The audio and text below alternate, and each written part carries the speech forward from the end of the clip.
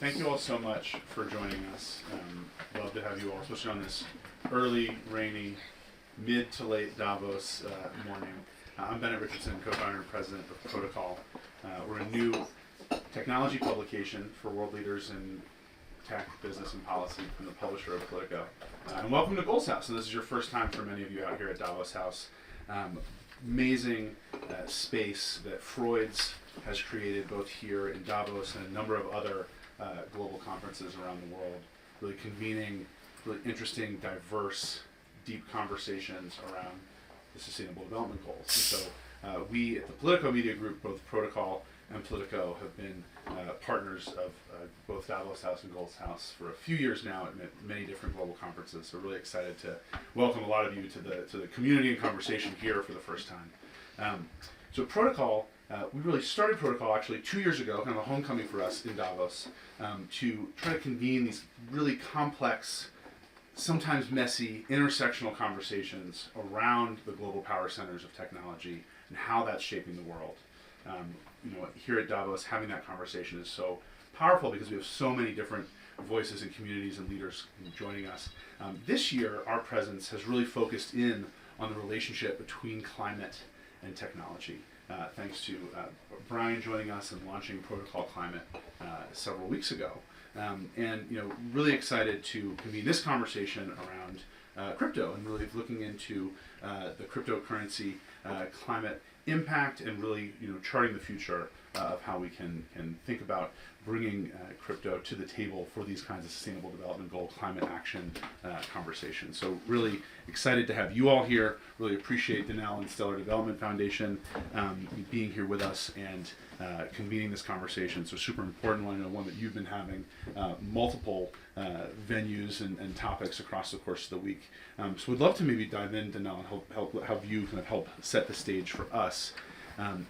How does Stellar think about both its own kind of climate footprint as well as the responsibility or the role that cryptocurrency and the entire ecosystem can play in the climate conversation? Yeah, that's such a great question. First of all, thank you guys all for coming. This is a room that I feel tall in, so it makes me really happy. And with this mic, I feel like it's just like we have everything big here. So the Stellar Development Foundation is a nonprofit organization that focuses on the growth and development of the Stellar Network. And the Stellar Network is a global public blockchain that's really awesome for payments and asset issuance. And we focus, our mission at SDF is really about creating equitable access to the global financial system. So for that, we like to focus on not just making sure that we can use this technology for good, I know everybody says that, but it's actually true, and that we can do it in a way that makes sense from the environment and handing the world off to our children who in a much better way than I think that we have it right now. Is sort of our goal. And so when we think about the network, and we just actually completed a sort of a framework with PwC. They worked with us to put it together.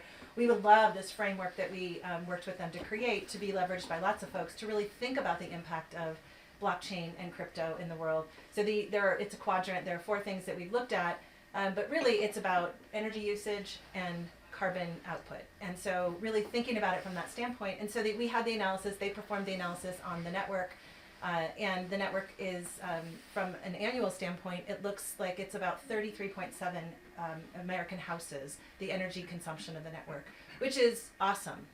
But it's still like something that we need to make sure that we're using for the good. There's a value consideration you have to think about with respect to any technology, but I think with crypto in particular because of the current conversation.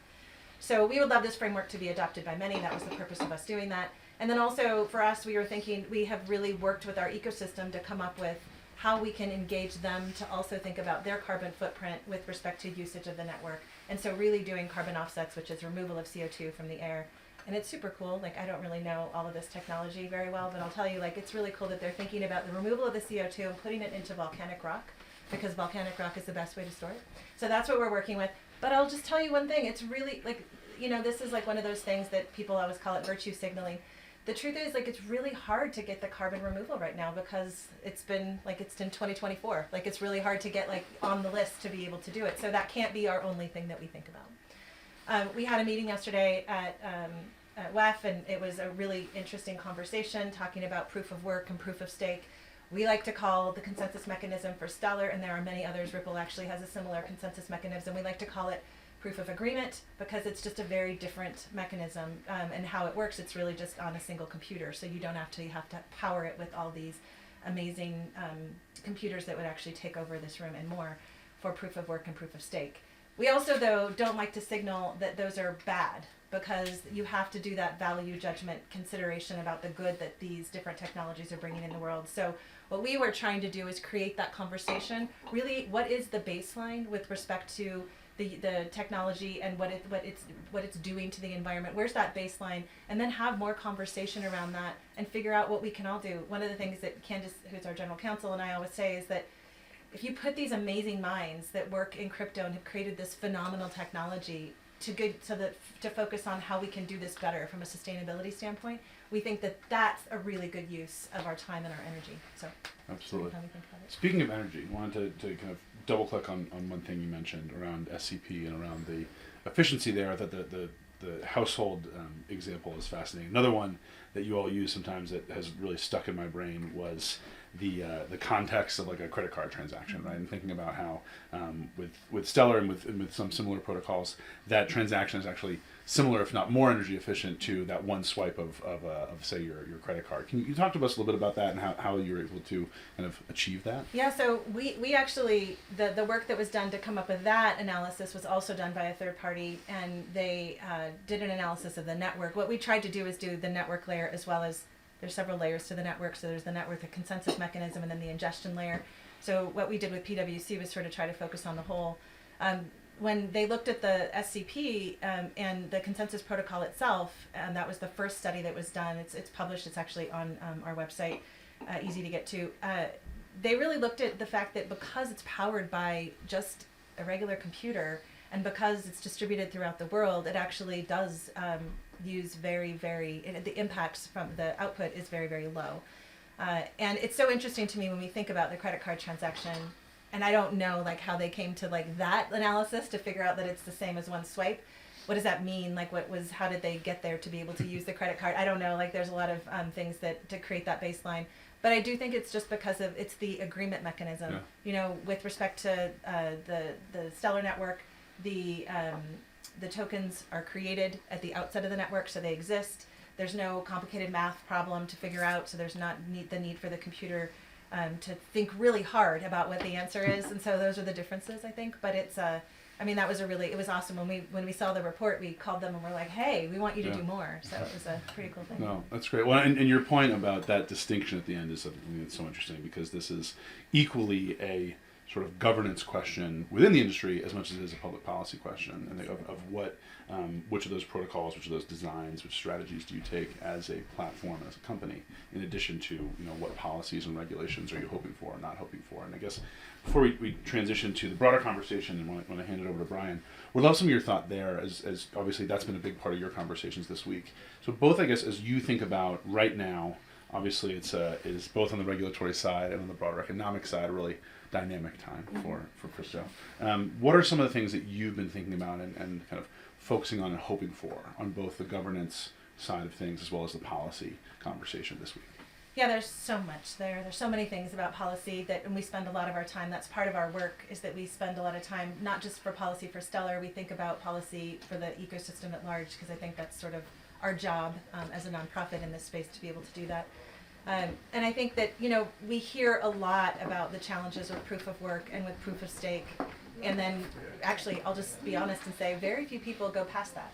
And so part of the challenge is making sure that everybody knows that there are other consensus mechanisms out there, and don't loop them in to just, the challenges around the environment with respect to the two mechanisms that people mostly point to.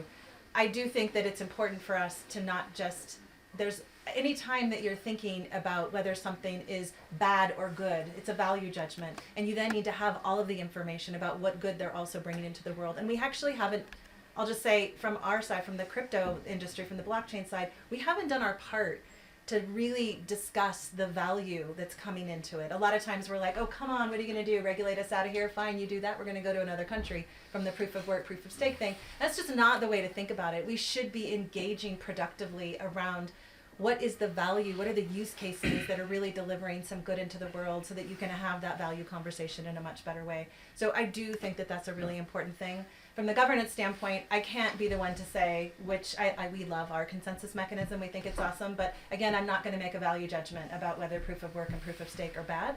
I'm just going to say it is incumbent upon us as an industry, if we want all of these different methodologies to exist, and I think frankly we do, because they each have their own, each chain has their own value, then we should be thinking about how to communicate that in a much better way. Absolutely. That's how we get good policy. Yeah. We don't get good policy by thumbing our nose at everybody and saying, hey, we're going to do this no matter what. No, absolutely. And I would say, just to reinforce your last point there, it's been really heartening for me personally anyway, being someone I've been to Davos a few times, to see all of the crypto, brands on the promenade and in the program this week, specifically for that reason, right? It's because you're showing there's a lot of folks who are here to engage and here to be a part of this global conversation, not that thumbing the nose. So really appreciate your all partnership on this conversation and all the work you're doing to kind of engage in the conversation. So thanks so much, Denelle, for bringing us together.